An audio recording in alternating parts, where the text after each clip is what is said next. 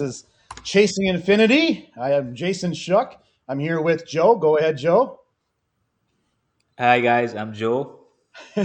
We are honored, absolutely honored to have Adam Dunlap, the professional parkour athlete, the actor, and business owner of Take Flight. Adam, welcome to the show. Yeah, thank you for having me. It's nice to be here. Absolutely. Perfect. Just have a few questions here for you, buddy. Yeah, man. Do Yeah. you remember the first time that you saw a parkour athlete in action, and how did you feel? Yeah, this is interesting. This is kind of the root question that everyone asks in parkour is when did you first find parkour? How did you find it? How did you get into it? And I had this really vague memory. It was actually the show Ripley's Believe It or Not.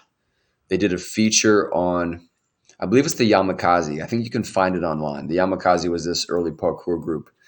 And I don't remember when it aired. Maybe it was 2003 or something like that, early in the 2000s. And I had this memory as a kid, and don't know when it was, of these people jumping over fences and thinking it was really cool. And somehow that cataloged in the back of my mind. And then years later, I was in college, and somehow that memory came back up. And I was living in this Christian fraternity, and I asked the guys, does anyone know what this jumping thing is? And someone said, look up the Yamakasi. And this was in 2006. And so I went online, YouTube at the time, which was a very, very new platform. And I looked up Yamakasi and found videos of David Bell. And then that inspired me to start this parkour journey. So the first time I saw it, it registered enough in the back of my mind that I didn't forget it, but it didn't register enough that I had any idea what it was or wanted to follow it. It was like this seed was planted, and then years later it grew into something that was actually noticeable. That is absolutely phenomenal. I love it. Yamakaze, so Japanese heritage, Japanese background. I see that. It's like, I mean, have you ever traveled to Japan at all, or if you have any experience in Japan? Well, the group was a French group. Oh, sorry. Okay. And I forget how they called why they called themselves that, but I think someone just had that idea. Like this was in like the late 90s. And so the kids back then that were training, and this was like a really small group, the Yamakasi is this complex story. I've forgotten some of the history. I'd have to look it up. I know kind of the generalities, but they were highly influenced by things like Dragon Ball Z and samurais and things like that. So someone thought of the idea Yamakasi. Everyone else thought it was cool. It's a cool name. There's no doubt. And, for teenagers, it's a cool name, especially cool. So they just kind of went with it. And that's where this name came up. So this name resonated kind of. Now I'm not a big fan of the Yamakasi group, and that gets into some of the history and some of the drama from the early parkour days. Oh, but okay. it's there's no doubt that the name is this legendary name, and in some ways a legendary team in parkour's history. That's undeniable. So, very, very interesting. yeah, but it's all France. It's all French. It all came from France. Merci beaucoup. Yeah, yeah. Can you share a little bit, elaborate on the history of you spending time in Mexico and how that kind of shaped your life? And because I actually finished my degree in Japan, and that totally changed my life. Wow. Moving forward, I would love to hear about how your time in Mexico has affected you in your personal life and your business life right now, and what was that experience like for you? Yeah, let's see. I was studying at Oregon State. I was studying business at Oregon State, and I had an idea to study abroad in Mexico. I had studied Spanish for 4 years in high school, and then my intention was to study abroad in Mexico. So in my second year in college, or after my first year, into my second year, I went and spent a semester in Cuernavaca, Mexico, which is more or less in central Mexico, more or less, a little south, more or less central Mexico. And at that time, I was 19 years old when I moved to Mexico, and I hadn't discovered parkour yet. So this is like a precursor. And I think the biggest impact Mexico had on me was culture. So I had learned about culture, and I had heard about culture. And at 19 years old, I thought I knew what culture was. Like, people are different. People have different ideas about life. Different countries have different approaches to living and different priorities and such.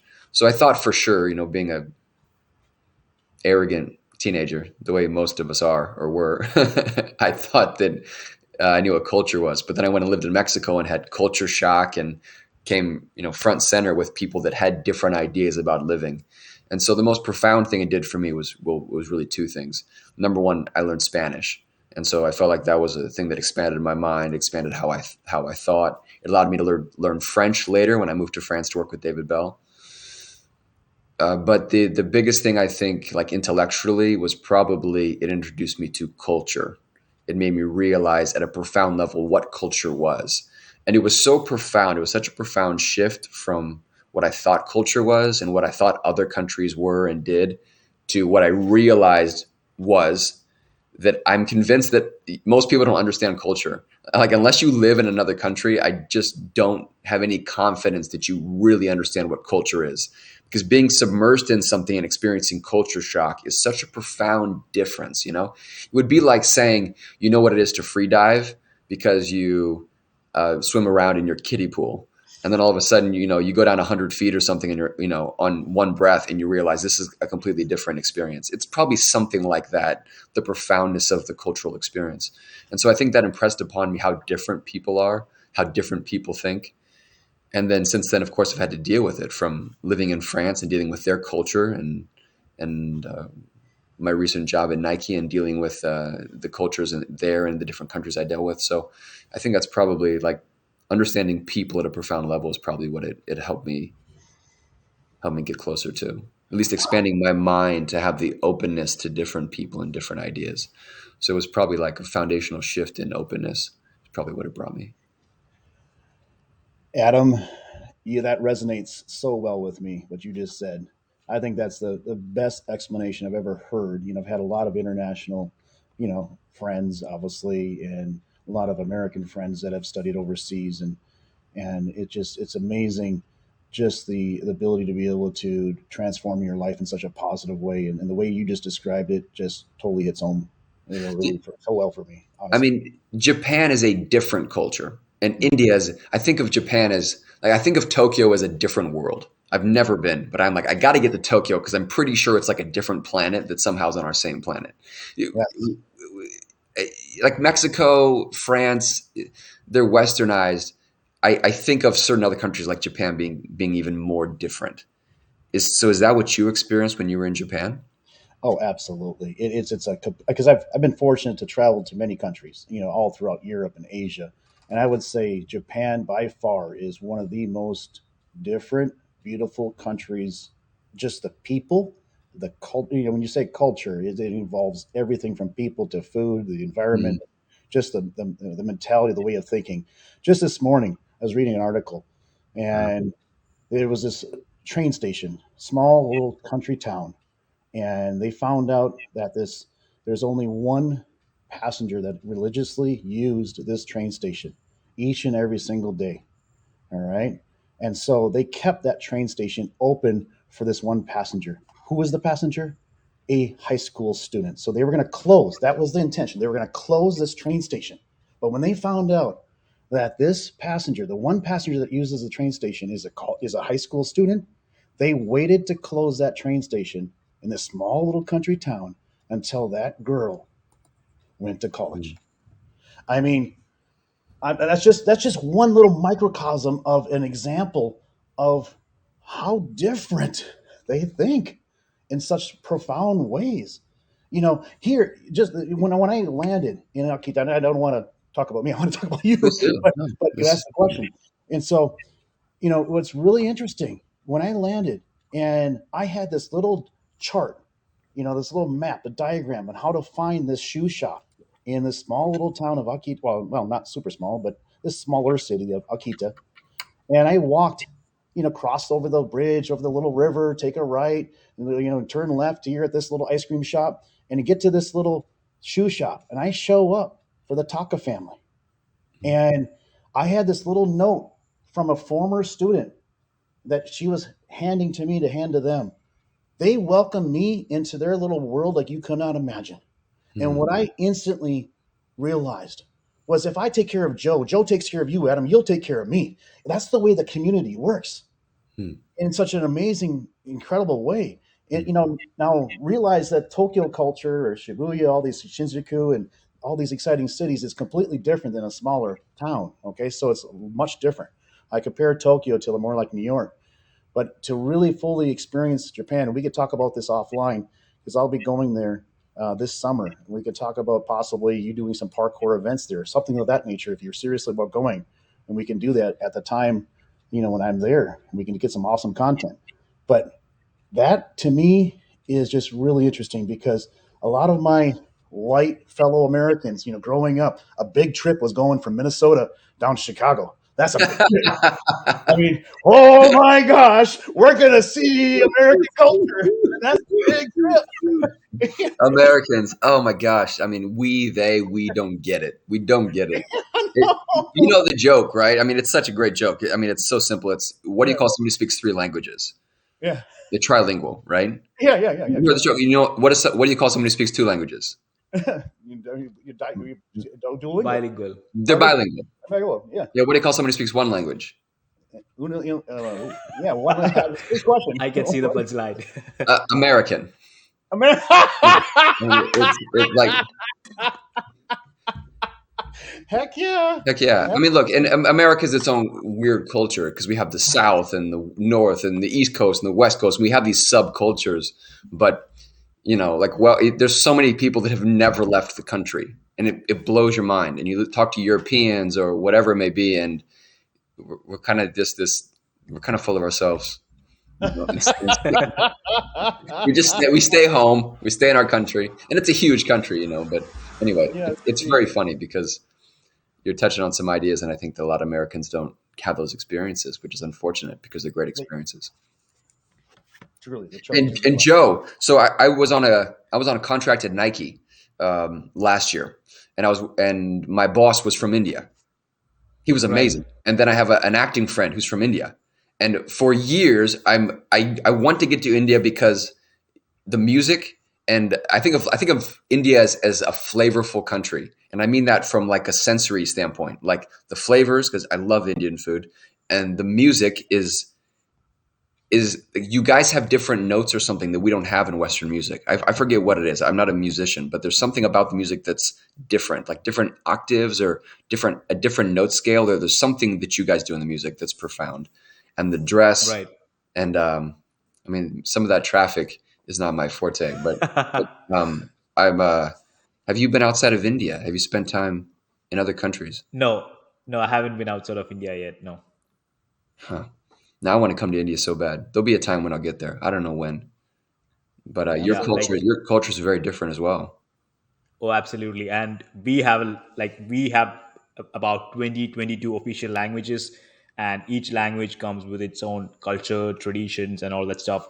And even like I've lived all my life in India, and even I can't really talk about all the cultures, and I don't even know all the languages, like even the names of the languages. I can't even say the names of the languages. And India is like as a country, like we're the second most populated country, right? The people are so different. Like when you go from south and to the north, like you'll see like it's like two countries, right? Like the culture, the traditions are completely different on one end of the country to the other end. So yeah, Wow. it's very diverse. It's so like especially for you guys, like if you've spent most of your time in US and you come to a place like India, like the culture shock would be too much because there's a lot going on. And when Yeah. you like if you spend some time in North India and you think you've understood India's culture, then you come to the south and you see that like it's like a different country over there. Oh, So really? it's entirely different. Yeah. Oh man.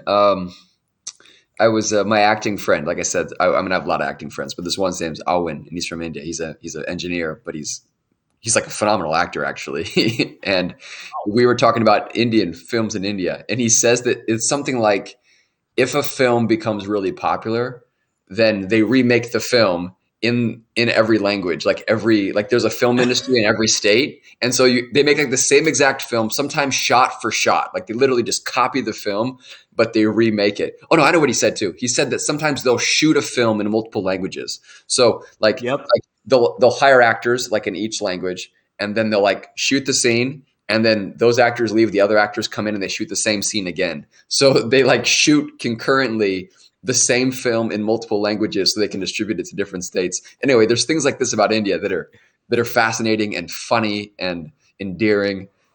Anyway, I like India. Yeah. Your Oh friend my is God, completely right. That's just usual business here. That's that great, man.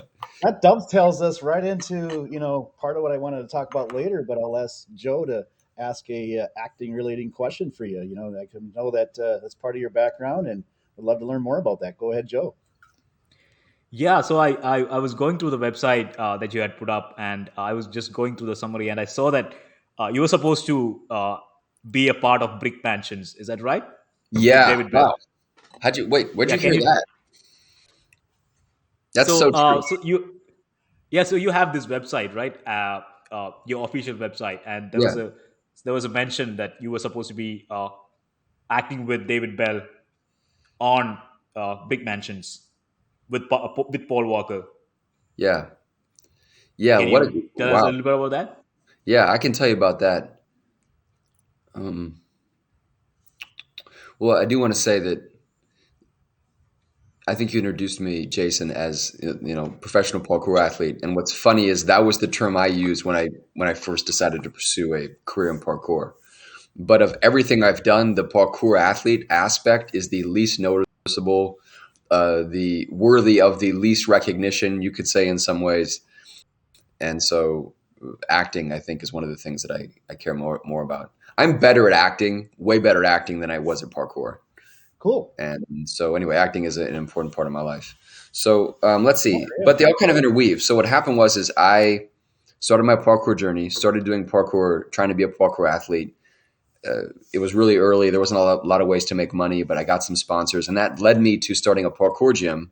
And then I started my parkour clothing company, Take Flight. So I was running two companies at the same time. Awesome. And I had this idea to go to work with David Bell. So David Bell is the founder of parkour. At the time, especially in the late 2000s, he was like he was revered in the parkour community as an immortal almost, like the Michael Jordan of parkour, the Bruce Lee of this new sport. Like people would almost talk about giving their left arm just to meet him. Like there was so much reverence and respect for this man.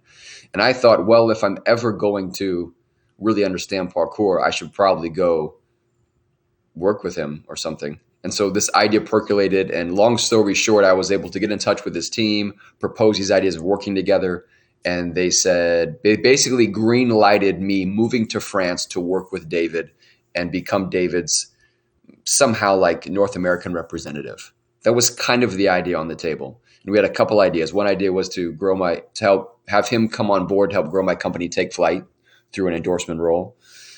I wanted to help grow his brands. And then there were some ideas like a film festival that they had in the works at the time. And then me on a personal level, my dream was to work with him on film. So we had clearly the connection was parkour. I was running a gym, like I was loyal to his version of parkour when other people were trying to kind of adopt this other type of parkour. I was loyal to kind of the original version. There was branding, there was clothing, there was shoes, there was all these things that we had. But my heart of hearts was my dream is to work on films with David. So I moved to France. The problem was David didn't speak English and I didn't speak French. I learned French, and then David's right hand guy at the time, a guy named Guy Janaudet, a fatherly figure to David, passed away suddenly, more or less. And basically, there was this void, and somehow I was in the right place in the right time, and I stepped into the void.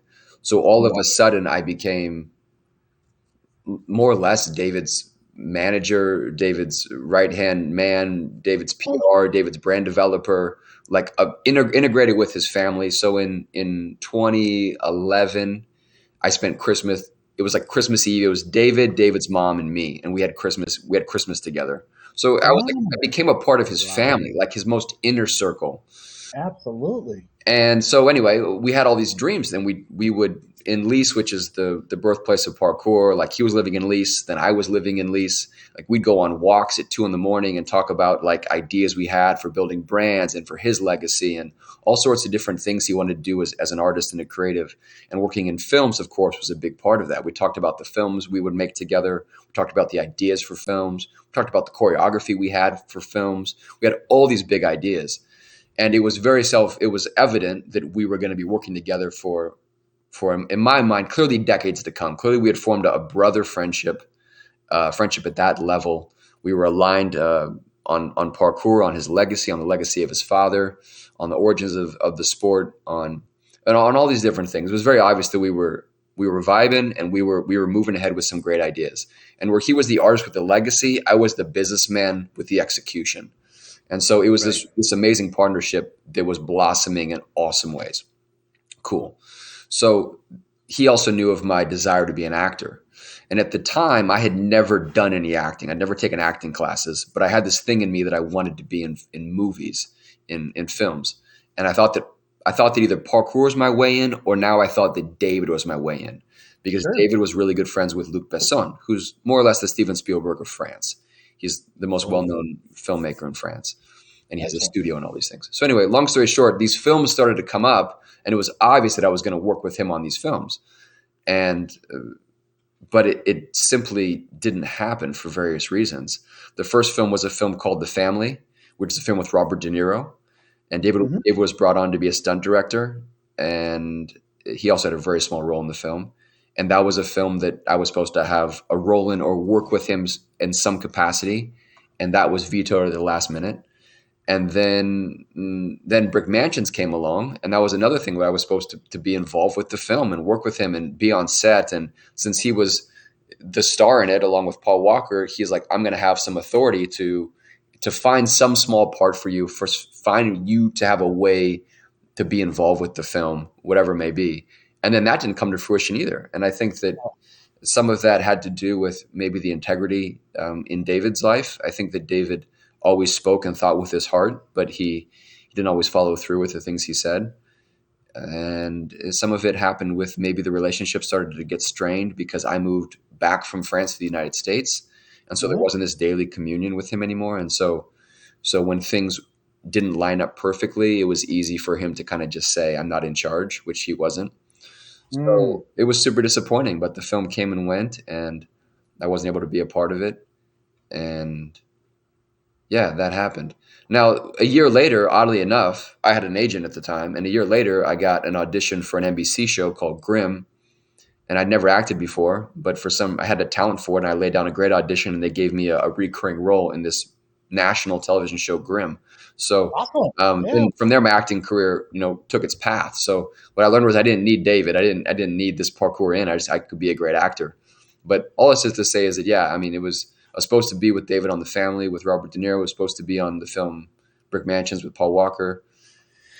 And it just didn't happen. And it was a big disappointment. But the bigger disappointment was that David and I stopped working together. So that brother friendship had a falling out, and that was really tough. But anyway. So how have you dealt with adversity like that? Adversity and overcoming that, that challenge, because you were wanting to work with him, and I know you came back to the U.S. and you got that role, and that was awesome. But mentally, how do you overcome that, let's say fear, whether you're jumping off of a building or that disappointment not getting that role with him? How have you dealt with adversity like that in your life? I think you just give it time. There was a really rough time for me, and it was in the 2014, 2015, 2016 range.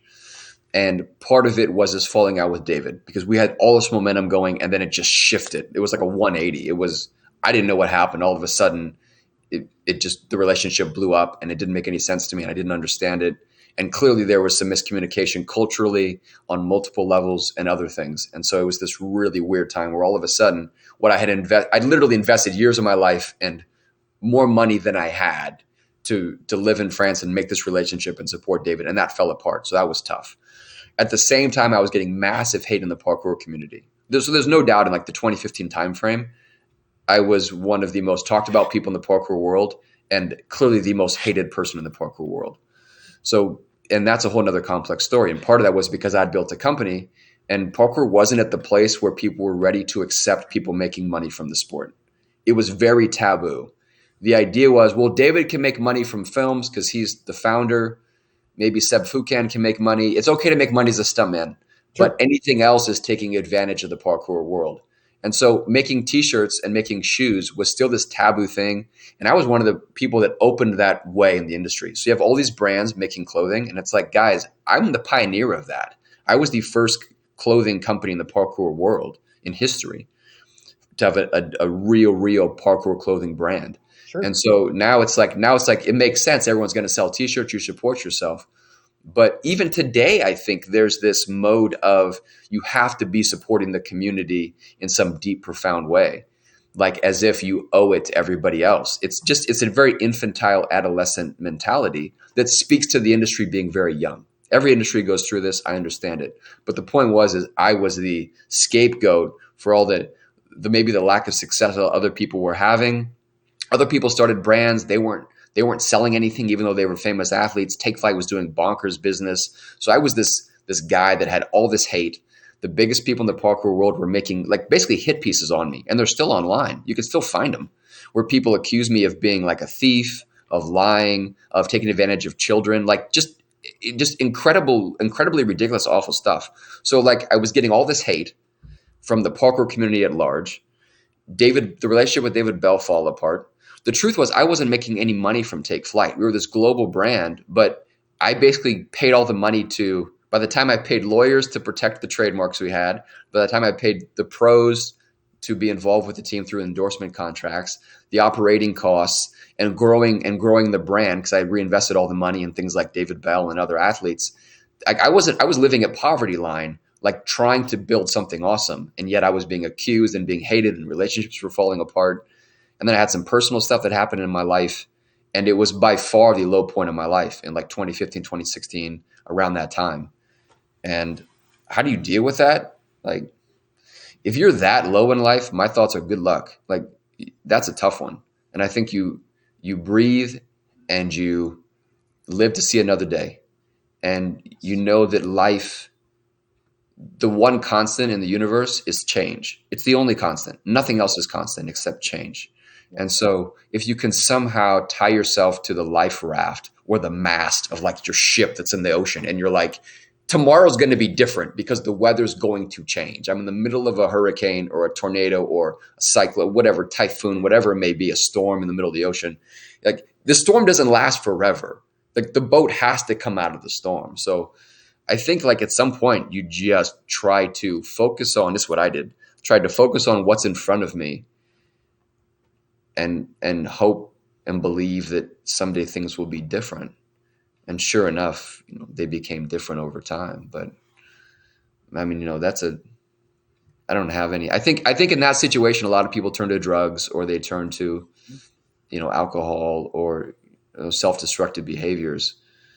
And you just got to keep fighting. That's all you can do. Keep fighting indeed. That is absolutely beautiful. I love it. And you're a true testament, to that journey. That's just amazing. I love it. Adam. Well, we all go through this stuff, Yeah. That's like the human experience. Is like you're gonna get hit someday. Like, just enjoy the good moments, because whether it's a divorce or losing a family member or a child, or whether it's bankruptcy or illness or whatever it may be, it's like, man, we all. I think what those experiences do, hopefully, they do one of two things: either harden you or they soften you. Mm. So you either develop this armor that doesn't, you close off from the world, you become bitter, you become angry. I think those types of experience lead people towards that, or it breaks you in a way that softens you. And so at a deep level, what that experience gave me was deep empathy for other people, because you never know what someone's going through. And if someone flips you off when you're driving, or yells at you in a store, or is a bad customer service agent, or like, who knows? Like, you even wonder, some of these politicians that seem to be completely corrupt, that seem to be completely ignorant about what their job is, that seem to be completely selfish. Like, you have to wonder, you just don't know what someone's going through, or what their background was, or what they experienced.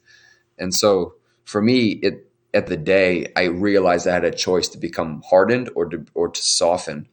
And somehow I was able to land on the side of softening and empathy towards other people. But I think we all go through that. And that's the choice you have to make when you go through those times is, are you going to soften to the world, or are you going to harden? And if you harden, then I don't think that's the path. I think that's not good for you or for others or for the world. So yeah, we all go through it, man, for sure. I really, really, really hope that this interview can be seen by a lot of young individuals, or anybody that's going through a tough time right now. This is phenomenal. What you're saying speaks home to, I think, a lot of people out there that could really hear these words. This is beautiful. Adam, thank you for sharing that deep from within your heart. Yeah.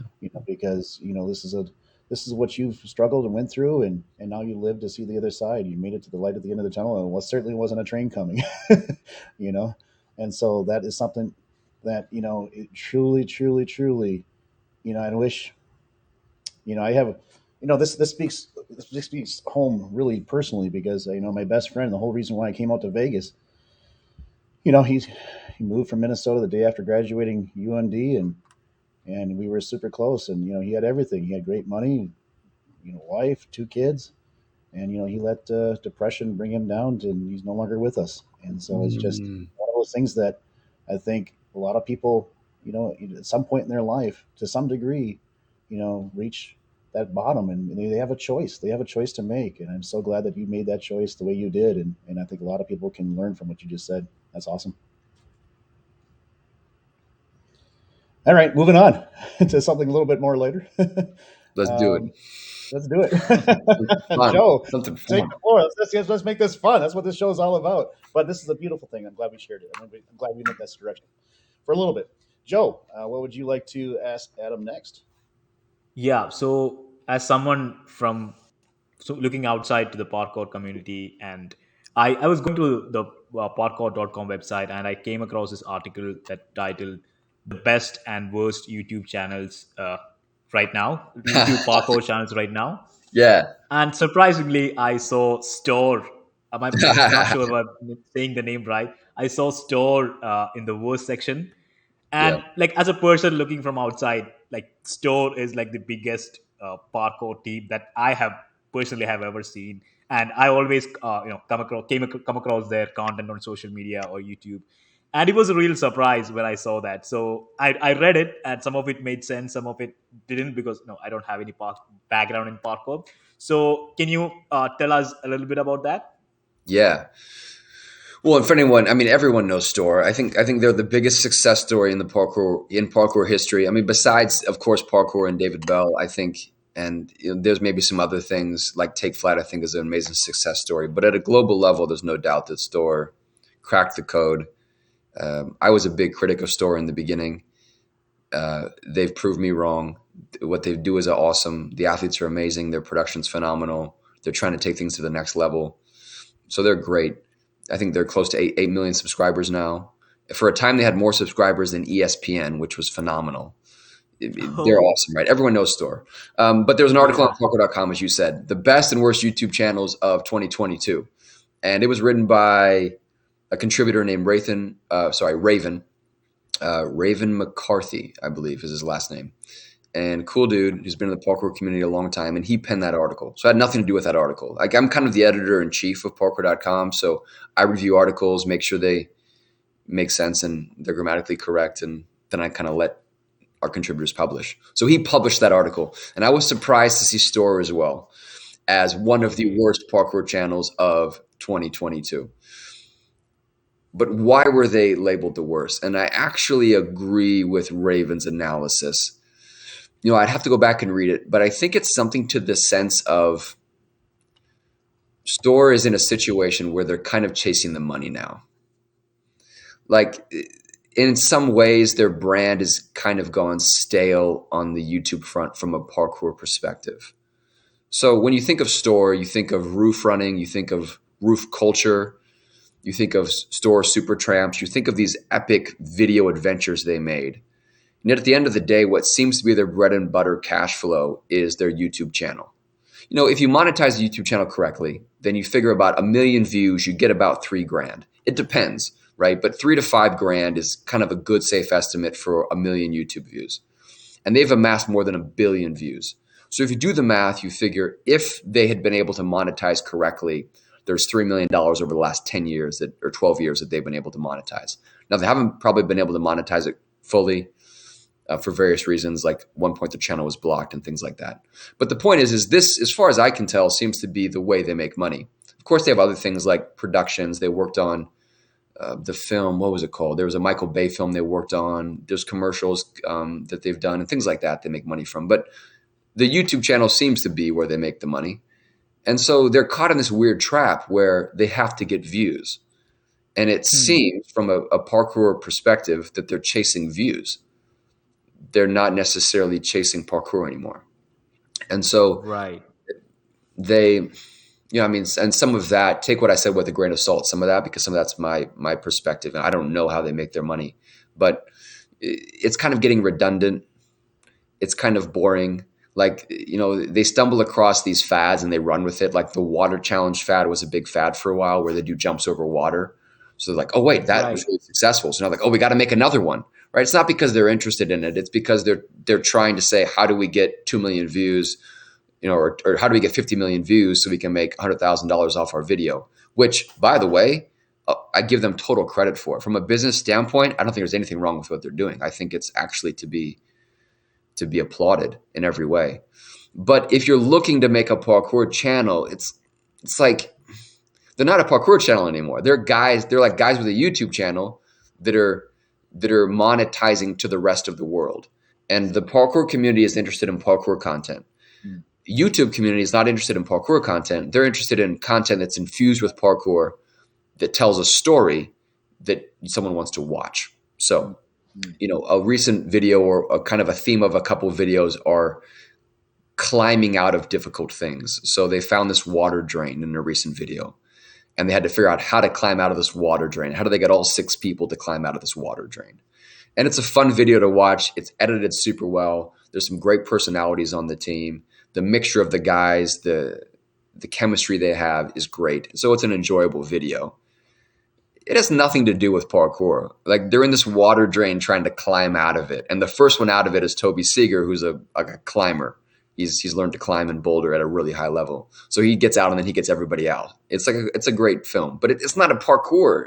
Nothing to do with parkour. It's like Store has now transitioned to almost like a personality, which more power to them. I think that's the transition you make when you make it big.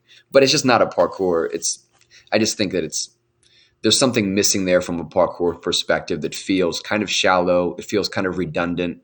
It feels uninteresting at a macro level. Now, they just launched a video called Cavemen 5, which was 100% parkour, 13 minutes. It's awesome. It's like it is the parkour video of the year. It might be the parkour video of the year when we get to the end of 2023. It's awesome. But at a macro level, it feels like in some ways it lacks creativity. It feels like they lack originality. It feels like they need to reinvent themselves, in my opinion, and they don't know how. They have no idea how. They're like, well, this works, we'll keep doing it. And instead of like looking internally like the way artists do, they're looking externally. Like, well, what video will get us 100 million views? Let's do that. Versus like, what music do we want to make? Like, I'm a musician, I'm an artist, I'm putting out a new album. I'm going to do what I want to do, and I hope my audience and my fan base follows me. That's the artist vibe. And I think some of the artistry in Store is gone, and it's like I said, it's cool and more credit to them, but that's the critique I think that Raven was more getting on. And I'm expanding, and I don't want to put words in his mouth, but it's something complex like that, that isn't as interesting from a parkour viewpoint with a parkour filter. Does that make sense at all? Absolutely. Yeah. It sure does. Definitely. That kind of leads up to a follow up question. In terms of the creative artist side of it and the parkour, what would you like to create, or what direction do you see things going for you personally in the future, and what would you like to be able to bring to the market? I see myself as a facilitator and a producer.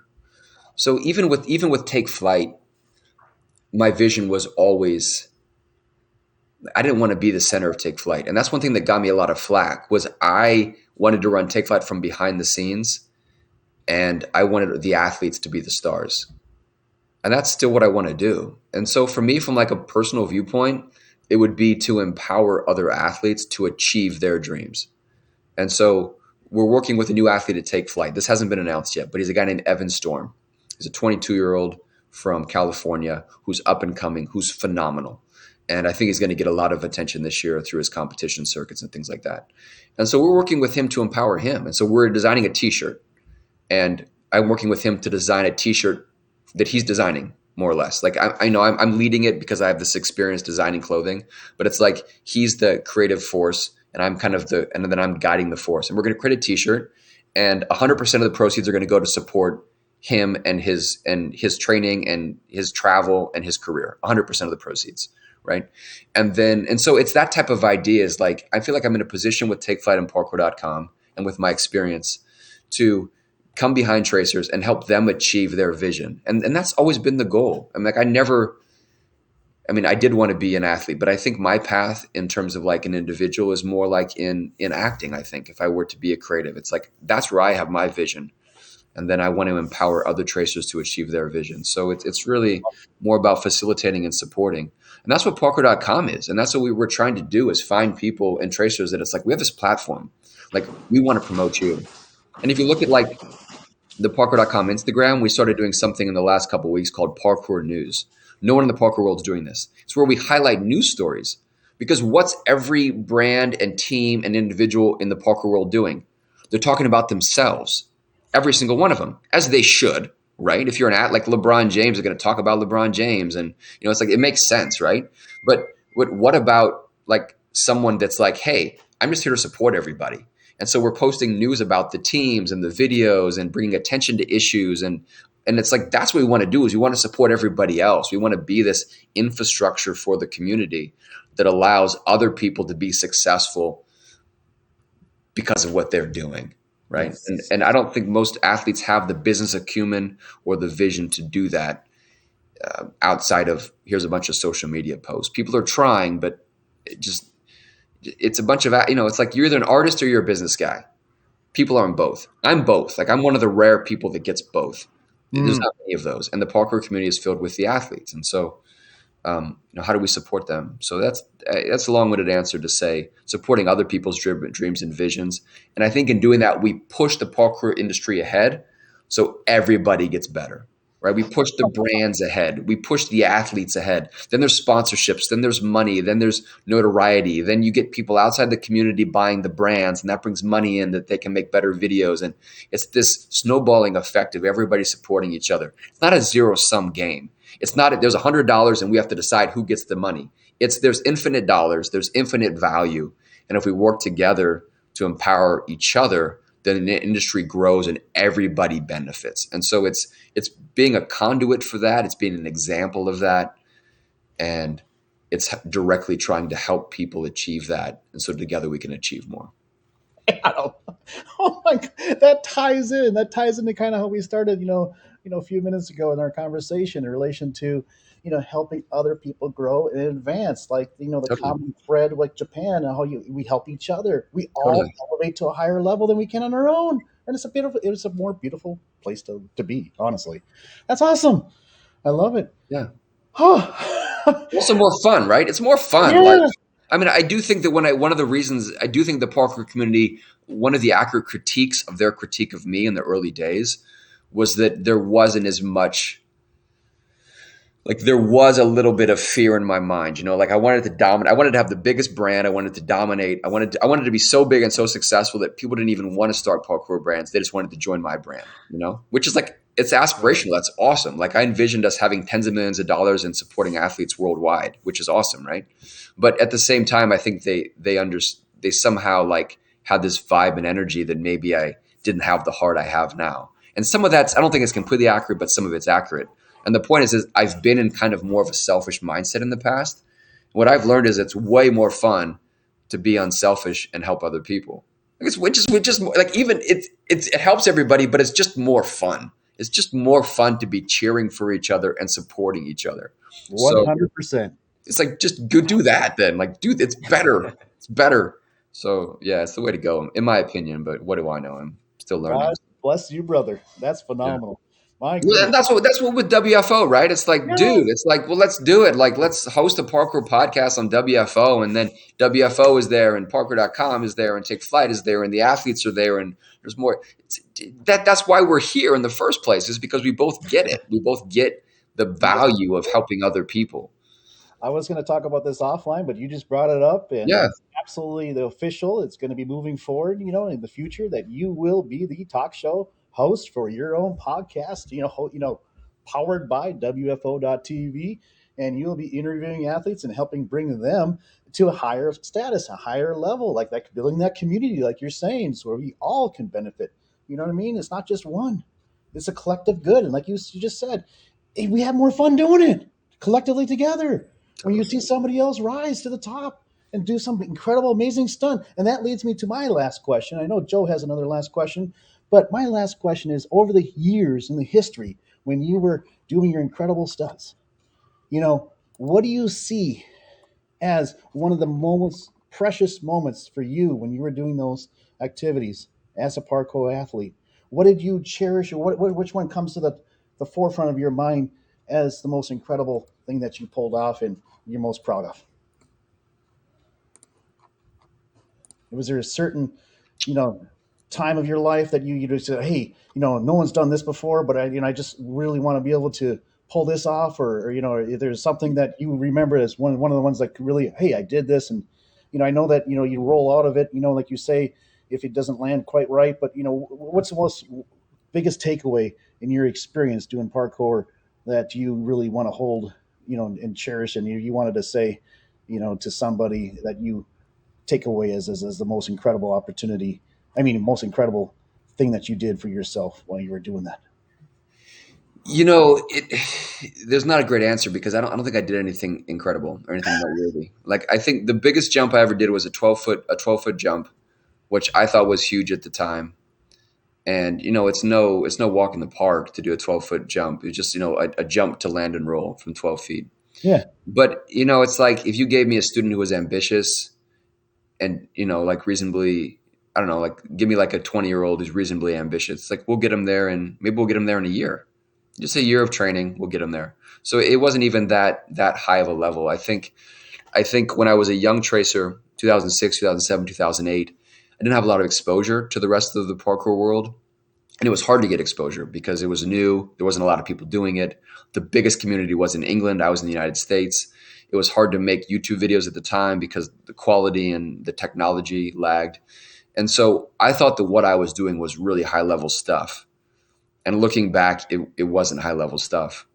And so I think that there was probably a lot of hubris in me of thinking that I was better than I was. And in time, as I've widened my scope and realized how good people are at this sport, I realized how insignificant I was from an athletic standpoint. And some of that too is the evolution of the sport. And this happens in all the action sports, is the next generation comes along and they're so much better than the previous generation that, I mean, your legacy is that you were the first to do something, but it's not impressive. Like if you're the first to do a 720 on a skateboard, it's like, that was amazing. And now people do 900s or 1280s, whatever they do, and it's just like, it's just, there's a 14-year-old that's doing 720s. And so you at the height of the X Games was, or did, whatever, it's just not impressive anymore. So the legacy is more like you were a pioneer or you were first. And so my legacy is I started the world's first parkour clothing company, right? I developed one of the first ever parkour shoes. I started one of the first parkour gyms in the world. Like I pioneered that, like I met and worked with David and learned parkour and learned the essence of the sport from David. And so that's the legacy. It's not like the biggest jumps I did. It's just what I did wasn't impressive. But what is impressive, I think, is having the vision of kind of pushing the boundaries of the industry and pushing that ahead.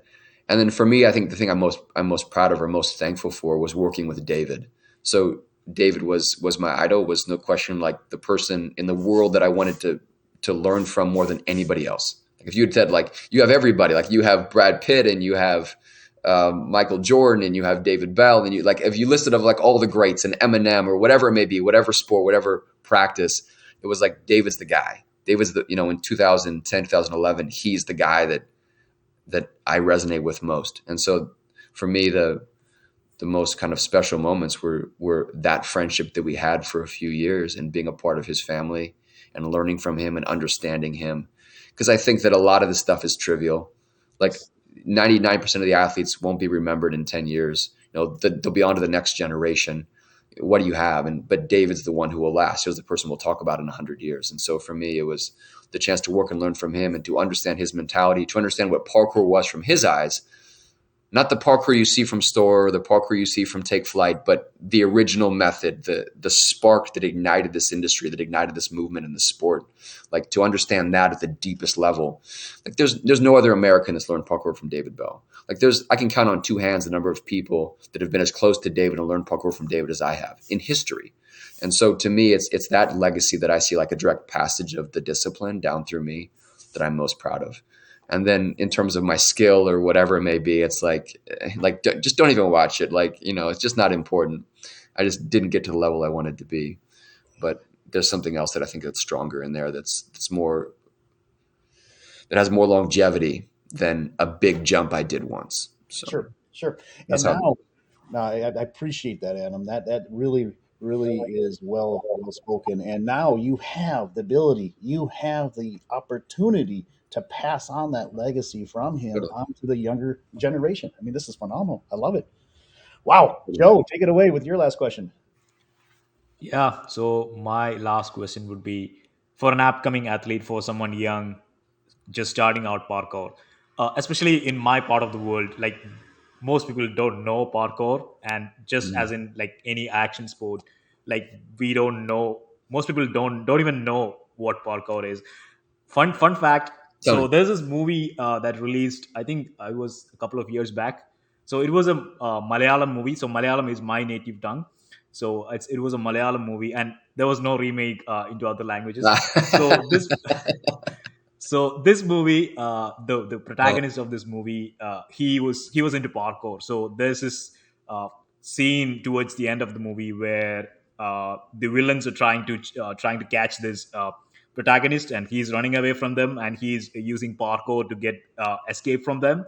So that's when people saw this, and they like, people around my community, people around my village, people around my state, so they started looking at this, and then they realized that this is something that's actually a form of sport, like that's actually a real sport.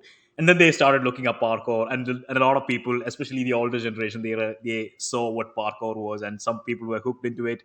Some people started doing parkour. So mhm. yeah, that's a whole other story. So the point is, a lot of people don't know what parkour is. And so for someone who is just starting up, someone who doesn't have access to a lot of facilities like this, what advice or what tip would you give them to become a professional athlete? Like how should they start their journey, or what should they always focus on, in your opinion?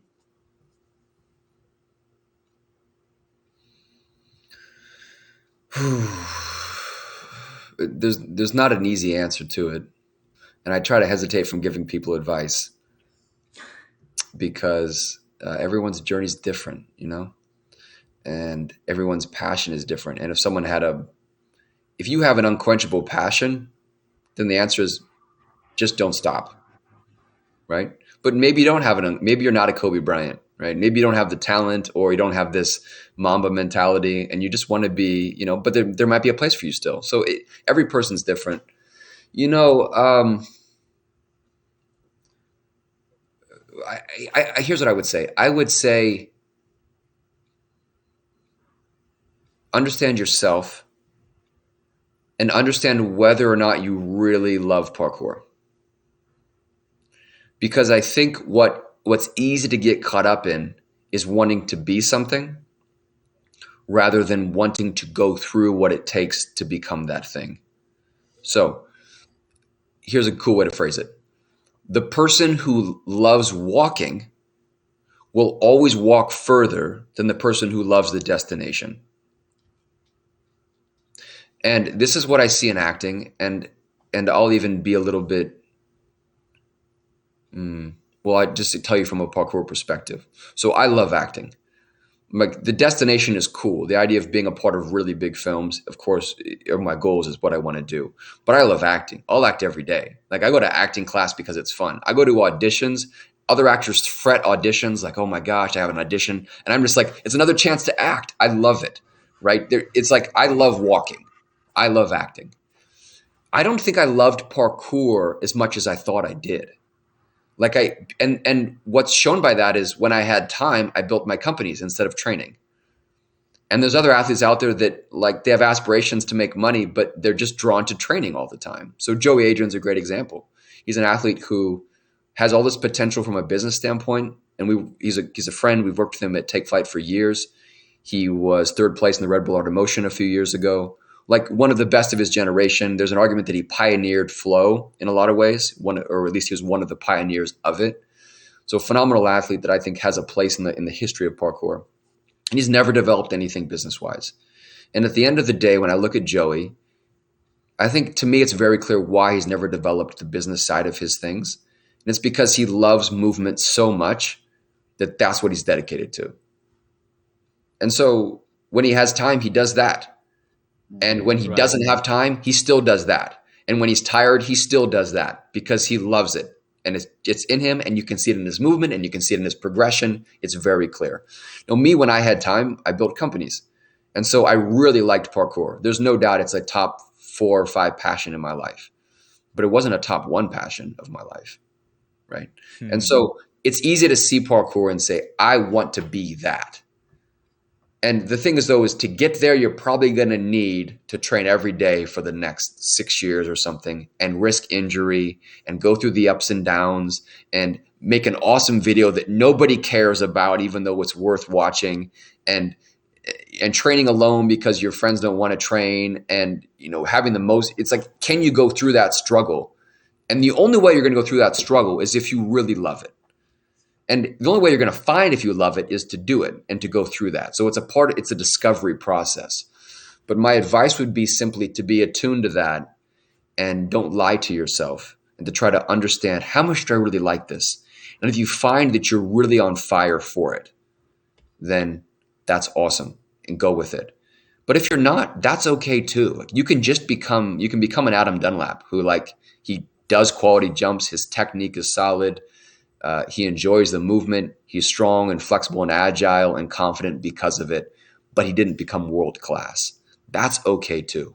So stay in tune with yourself, in your nature and your energy. Be honest with yourself, and be open-minded to like where your heart and your spirit and your abilities lead you, and maybe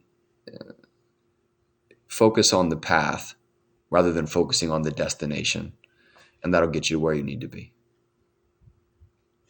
Amazing. Adam, That's it's a very journey. profound. Yeah. It is absolutely profound. Seriously, Joe, no question about it. One word: you are so humble. I love it. I love the fact that you want to pass this on. You truly have a heart of gold. Seriously, Adam. I love what you're saying, and I just can't wait to see how you are able to engage with other athletes on your WFO branded, by you. You're going to brand the Powered by WFO TV, Yeah. podcast that you're going to take, and you're going to fly with it, take flight, and be able to help others and in their journey to discover that incredible enjoyment of the journey. Because I always say that. I say that all the time to my 15-year-old son.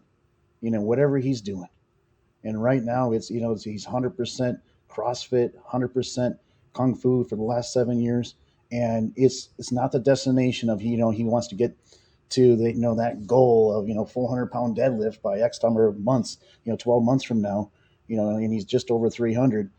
And it's not things of that nature. It's that enjoyment of the journey. That's what it's all about. Adam, thank you very much for joining us today. This has been a sure treat to have you on Chasing Infinity, and I certainly look forward to seeing what you can do in your own podcast, in working with these young individuals. This has been an honor. Thank you, sir. Real pleasure to be here. Thank you for having me. Yeah, cool. Joe, thank you. This is awesome. What would you like to say in closing Yep. comments? Nope, not a lot. This was fun.